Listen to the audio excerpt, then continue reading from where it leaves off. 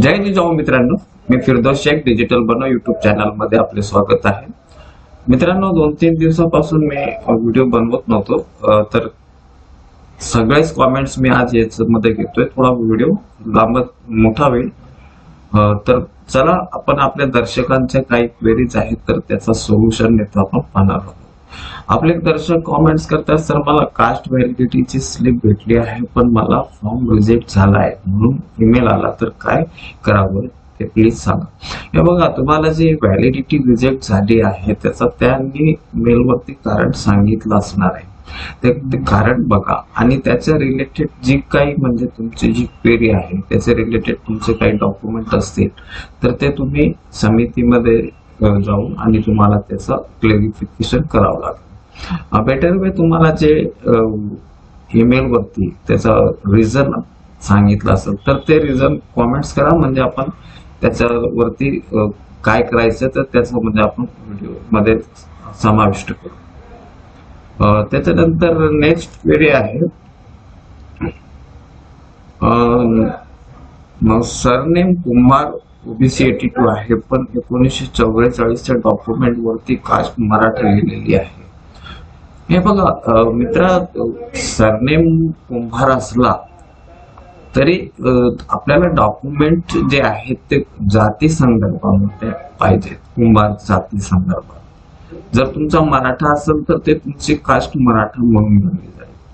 तर ट्राय करा दुसरे कोणते डॉक्युमेंट्स ज्याच्यावरती कुंभार असेल, तुमचे मोठे काका, लहान काका, आत्या वगैरे, किंवा पंजोबांचे काही पुरावे असतील, आजोबांचे काही, चुलत आजोबा, चुलत पंजोबा, असे म्हणजे कुठेतरी आपल्याला ते कुंभार म्हणून जर नोंद असेल तर आपल्याला मग अडचण येणार.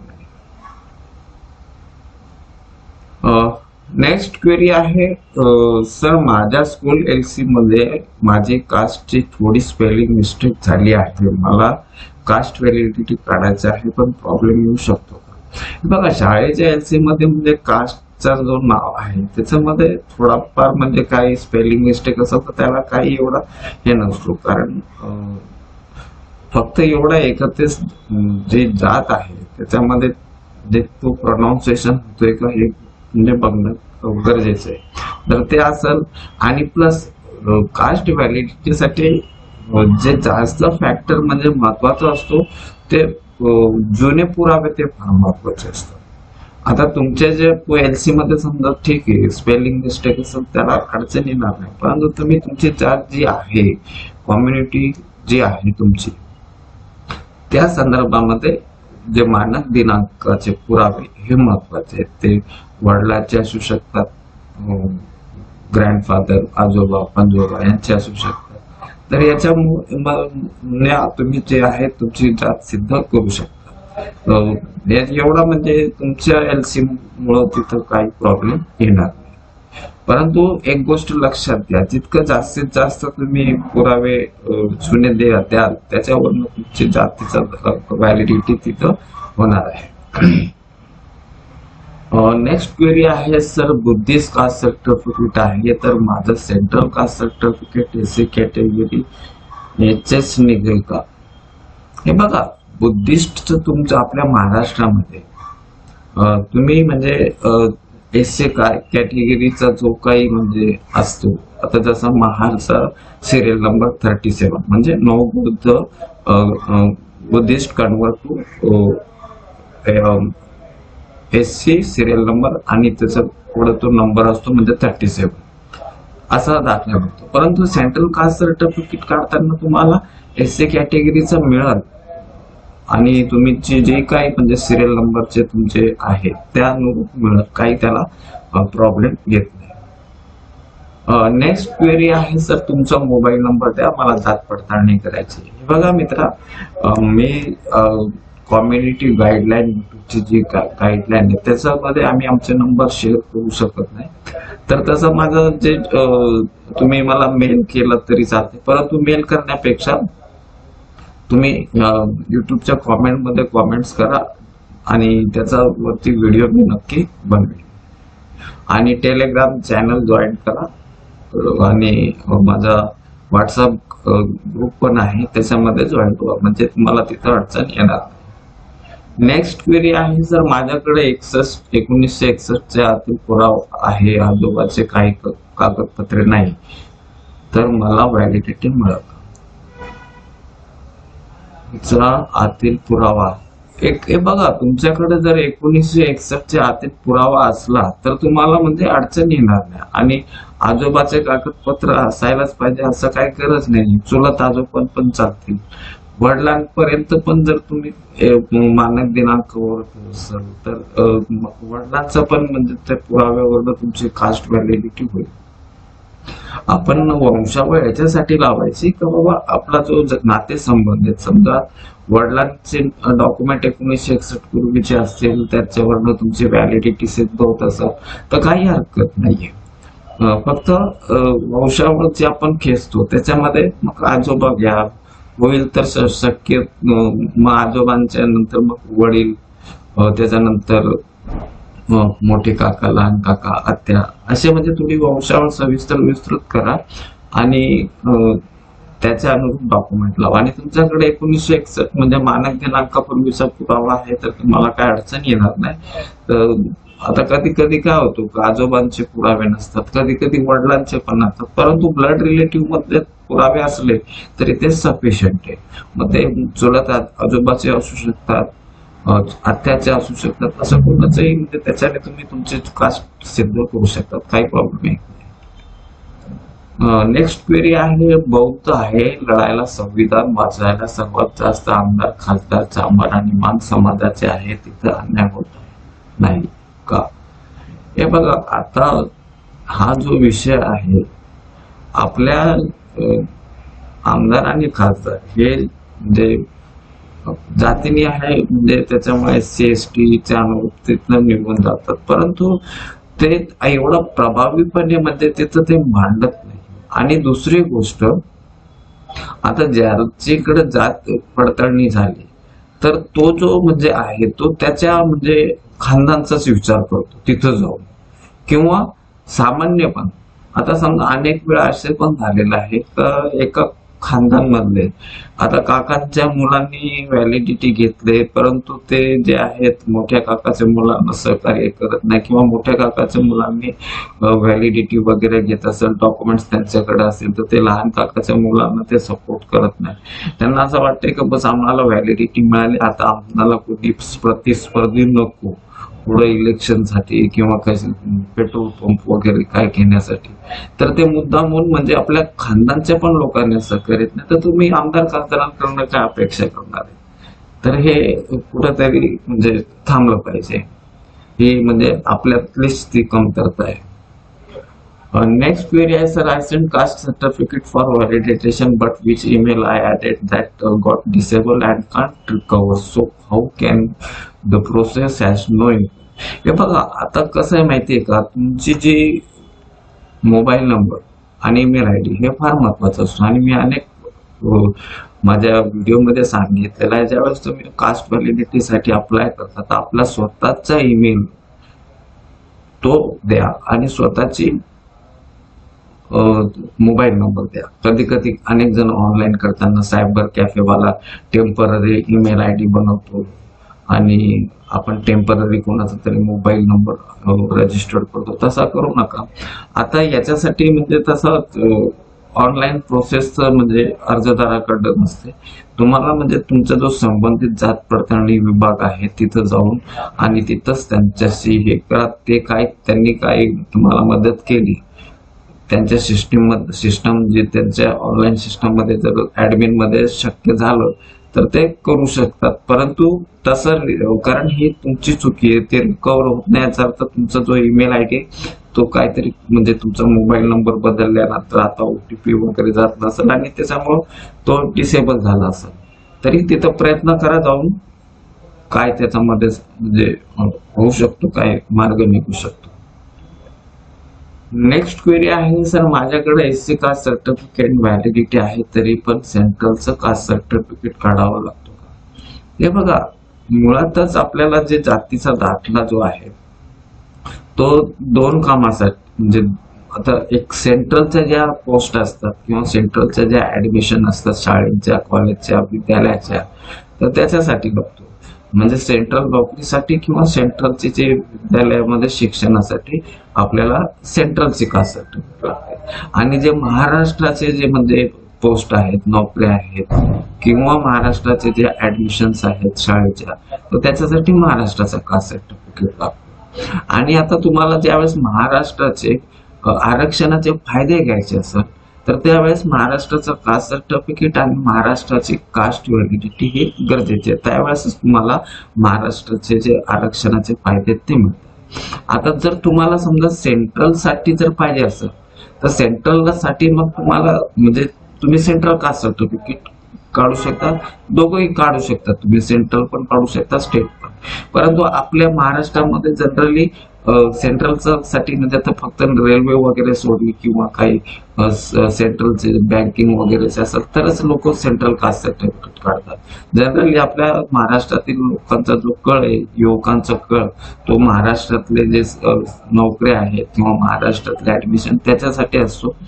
तर म्हणजे थोडक्यात आपल्याला सांगायचं असेल तर ज्या केंद्रीय म्हणजे सेंट्रलच्या पोस्ट असतात किंवा ऍडमिशन्स असतात त्याच्यासाठी सेंट्रल कास्ट सर्टिफिकेट काढावा लागतो. महाराष्ट्रासाठी जर आपल्याला महाराष्ट्राचे पोस्ट असेल किंवा शैक्षणिक संस्थेमध्ये ऍडमिशन वगैरे घ्यायचे असेल तर महाराष्ट्राचा लागतो. आणि महाराष्ट्राचे जर तुम्हाला आरक्षणाचे फायदे घ्यायचे असेल तर व्हॅलिडिटी लागते. म्हणजेच तुम्ही आणि कास्ट सेंट्रल कास्ट सर्टिफिकेट पण काढू शकतात आणि स्टेटचा कास्ट सर्टिफिकेट पण काढू शकतात, दोघंही काढू शकतात जर तुम्हाला दोघं ठिकाणी अप्लाय करायचं असेल तर.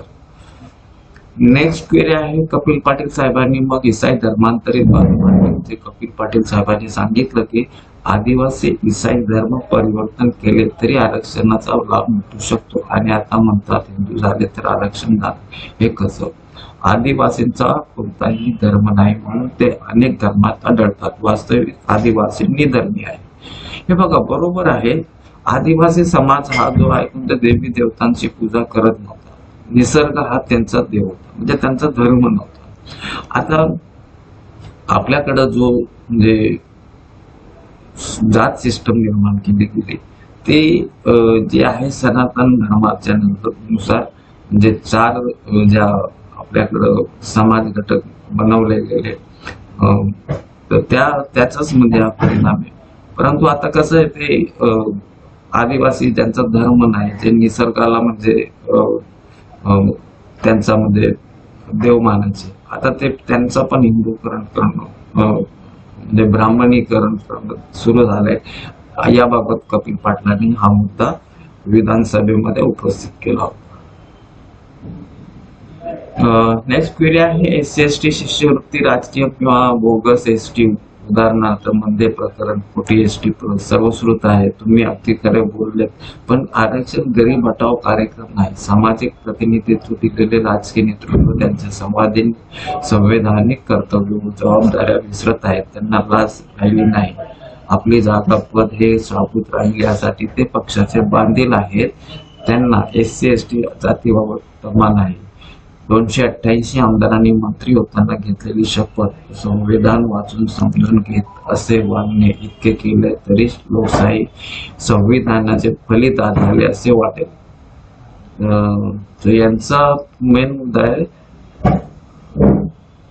म्हणजे खुल्या गटात बौद्ध, ख्रिश्चन, जैन धर्मीय असं त्यांचे स्पर्धेत आहेत. आता आपले संविधान हे कुठं बघतात ते आपण आपल्याला समजायला पाहिजे. नेक्स्ट क्वेरी आहे सर आउटवर्ड नंबर पण नाही आणि MRC नंबर पण नाही, काय करा. हे बघा शासनाचा कोणताही डॉक्युमेंट ज्यावेळेस त्याचा ऑफिस तुम्हाला देतो म्हणजे निर्गमित करतो त्यावेळेस त्याच्यावरती आउटवर्ड नंबर असतो. आता कधी कधी काय होतं त्याच्यावरती आउटवर्ड हा वर्ड नसतो, फक्त एक नंबर असतो आणि डेटेड स्वयंसो. तर तुम्ही ते टाकलं तरी चालतंय. जो काय तुमचा नंबर आहे त्याच्या खाली त्यांची डेट असते, तर त्या ती डेट आणि तो नंबर टाकला तरी चालतंय. MRC नंबर नसेल तरी म्हणजे तुमचा जो डॉक्युमेंट आहे त्याचा नंबर कुठंतरी यायला पाहिजे. नेक्स्ट क्वेरी आहे सर माझ्या मुलाची कास्ट व्हॅलिडिटी कार्ड, मुलीचे BA होऊन 2 वर्ष झाले आहे. आता ती स्पर्धा परीक्षे क्लास करत आहे तरी कास्ट व्हॅलिडिटी काढू शकतो. हो, स्पर्धा विभागा प्रोफेशनल कोर्ससाठी, व्यावसायिक अभ्यासक्रमासाठी किंवा स्पर्धा परीक्षेसाठी आपण म्हणतो कॉम्पिटिटिव्ह एक्झामसाठी तुम्हाला म्हणजे कास्ट व्हॅलिडिटीसाठी अप्लाय करावं लागतंच.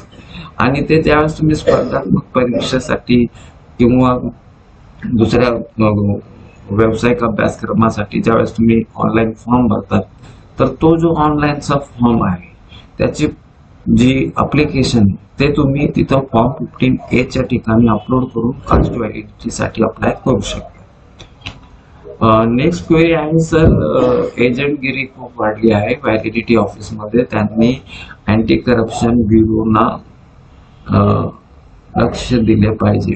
खूप हे बघा, अँटी करप्शन ब्युरो जो आहे तो सगळ्यांसाठी काम करतो, फक्त त्यांच्याकडे कोणी तक्रार घेऊन जाणारा पाहिजे. जर कोणी तक्रार घेऊन जात नसेल तर ते असंच चालेल. आणि आता करप्शन जे एजंटगिरी वाढली आहे, तर ते तिथं आपली त्याच्या बाबतीत आपण तक्रार कोणाकडे करत नाही, हे पण एक मुद्दा आहे.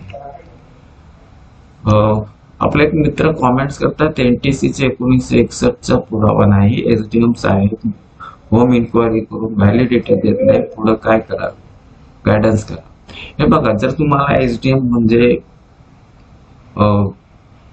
जातीचा दाखला देत नसेल आणि होम इन्क्वायरी गृह चौकशी करून करण्यास पण तो म्हणजे जर सांगत नसेल, तर मग अशा वेळेस तुम्हाला तुमची जी जात पडताळणी समिती आहे जी जिल्ह्याच्या ठिकाणी असते, तर त्या ठिकाणी जा आणि त्यांना सांगा बाबा माझा असा म्हणजे कास्ट आहे, हे एवढे डॉक्युमेंट आहेत, जास्ती जुने डॉक्युमेंट नाही आणि मला SDM गृह चौकशी करून पण म्हणजे कास्ट सर्टिफिकेट देत नाही, तर याच्या तर मग ते जे आहे ती जात पडताळणी समिती तुमचं म्हणणं ऐकून घेईल आणि त्याच्यानंतर ते SDM ला आदेश देतील का यांची गृह चौकशी करून आणि यांना जातीचा दाखला देण्यात यावा.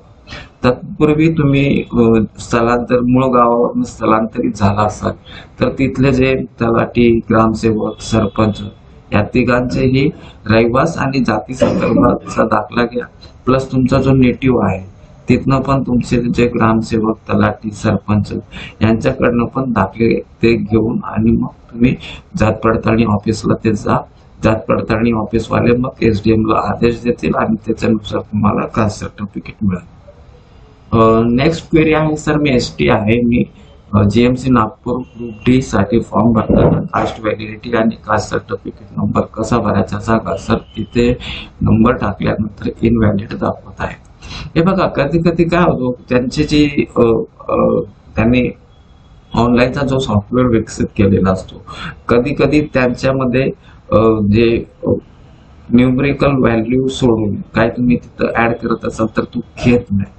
मग अशा वेळेस तुम्हाला काय करायचंय, तिथं प्रयत्न करा कारण फक्त न्यूमरिकल व्हॅल्यू टाका, त्याच्यामध्ये स्पेस देऊ नका, शेवटी पण स्पेस नका देऊ आणि मध्ये काय लोक 4 नंबर लिहून स्पेस देतात, मग 4 मग स्पेस, तसं पण करू नका. कंटिन्युअस न्यूमरिकल व्हॅल्यू टाका आणि स्पेस सोडा, तसा ट्राय करा आणि न्यूमरिकल व्हॅल्यू टाकून पहा. आणि जर म्हणजे तुमच्याकडे समजा आता आउटवर्ड नंबर मध्ये काही अल्फाबेट्स वगैरे असेल तर ते आणि न्यूमरिकल व्हॅल्यू टाकून जर केला तर तसा होत नसेल तर नुसता न्यूमरिकल व्हॅल्यू टाकून पण केलं तरी चालतंय, फक्त त्याच्यामध्ये स्पेस वगैरे नको.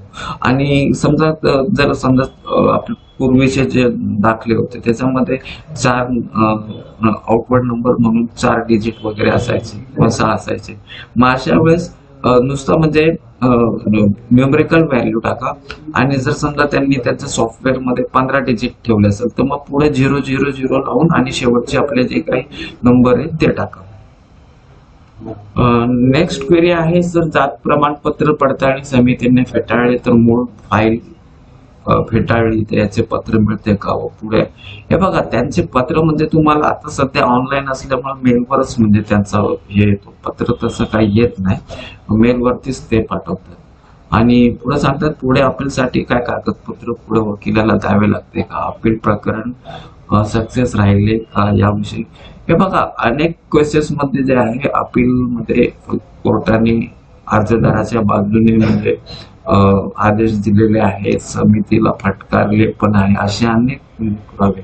काही काही ठिकाणी कोर्टाने ते म्हणजे जात पडताळणीचे जे निर्णय आहे त्याला पण योग्य ठरवलेले आहे. ते डिपेंड्स करतोय तुमच्याकडे काय पुरावे आहेत आणि त्याच्यावरती तुमचे जे वकील आहेत ते कशी तुमची बाजू मांडतायत.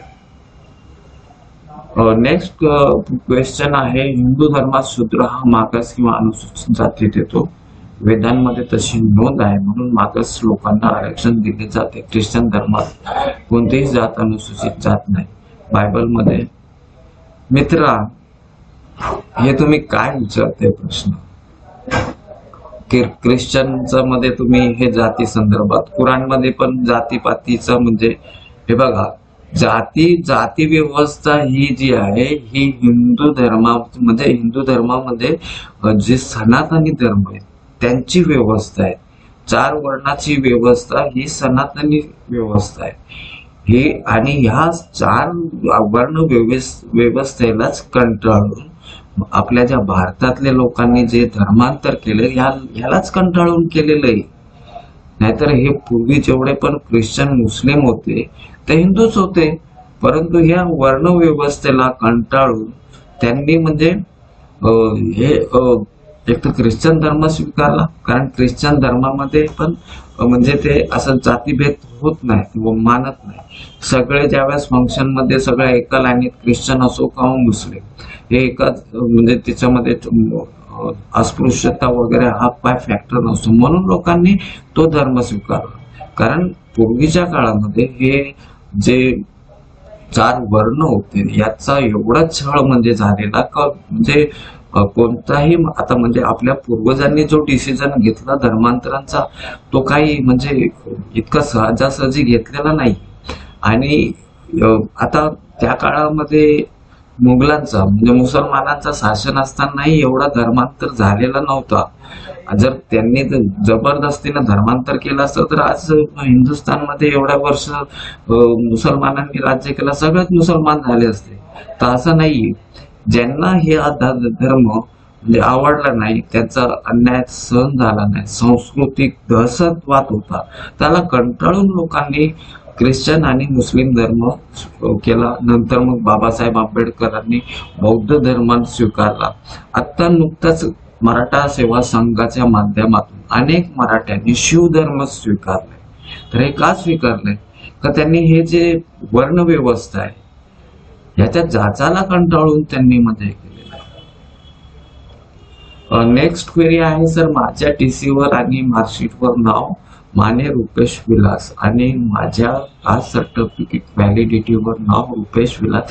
हे बघा काही फरक पडत नाही, तुमचं सरनेम पुढं असो किंवा मागं असो, फक्त तुमचं जो नाव आहे तो बरोबर पाहिजे, स्पेलिंग बरोबर पाहिजे. सरनेम पुढं असेल मागं असेल त्याला काही फरक पडत नाही. तर मित्रांनो आजच्यासाठी आपण इथंच थांबूया. धन्यवाद. जय हिंद.